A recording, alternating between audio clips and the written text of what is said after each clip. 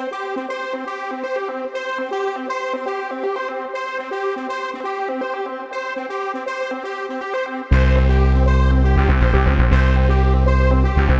mal de frustration, après on l'explique, c'est pique au penalty, c'est un petit peu la loterie. Et j'ai eu pas mal d'occasions, et si je les avais mis au fond, ça aurait été différent.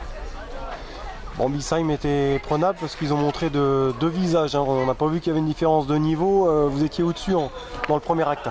Oui, on était au-dessus dans le premier acte, on avait écouté les consignes du coach qui nous avait dit de défendre bas, puis jouer sur notre vitesse, on l'a fait parfaitement, et puis derrière en deuxième mi-temps, peut-être un petit peu de fatigue du groupe, et derrière ils en ont profité. Au-delà de la fatigue physique, comment t'expliques que l'équipe n'a pas su pourrir le jeu ou dégager quand vous meniez 2-0? C'est peut-être pas notre jeu, on n'a jamais eu l'habitude de faire ça, de dégager, de pourrir le jeu, du coup on ne l'a pas fait, c'était peut-être une erreur de ne pas le faire. Est-ce que c'est un manque d'expérience? Il y en a, on a une équipe très jeune, pour la plupart on a l'habitude de jouer avec la réserve d'Épinal, du coup les matchs de Coupe de France c'était le premier pour moi par exemple, et pour d'autres c'est vrai que c'est un grand manque d'expérience. Bon, pas évident de conserver le ballon également, parce qu'en face il y avait des joueurs qui avaient du ballon justement. Hein. Il y avait des joueurs qui avaient du ballon et de la vitesse, et très peu d'erreurs techniques, et on l'a vu directement, mais on s'est bien défendu par rapport à ça. Quels enseignements on tire d'un match comme ça? Les enseignements, là maintenant, c'est vrai que je les ai pas en tête, je pourrais pas vous le dire.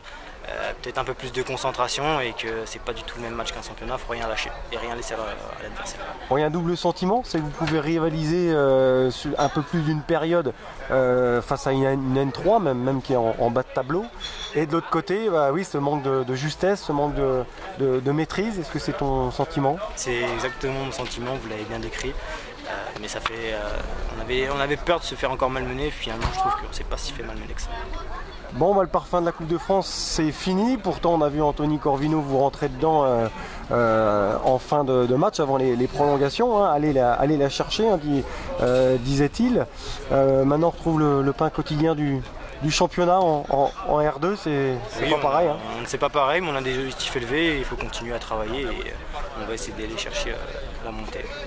Bon, le début de saison a plutôt été positif malgré deux revers, c'est ça? Oui, 2 revers, le premier contre Aron, on perd 3-1. On va pas expliquer, ils avaient une grosse équipe, ils ont mieux joué que nous. Et puis le deuxième, peut-être de la suffisance contre Villiers, où on perd 1-0 et on l'a bien ressenti. Et du coup, on va essayer de faire mieux aujourd'hui et ça s'est ressenti. Qu'est-ce qui vous attend le week-end prochain? Plantière, à Plantière il me semble. Qu'est-ce que ça vaut? Ça vaut que c'est le deuxième, c'est une équipe accrocheuse et on va essayer de faire en sorte de revenir avec les 3 points. Il va falloir rebondir alors. Exactement, c'est ça. Ouais.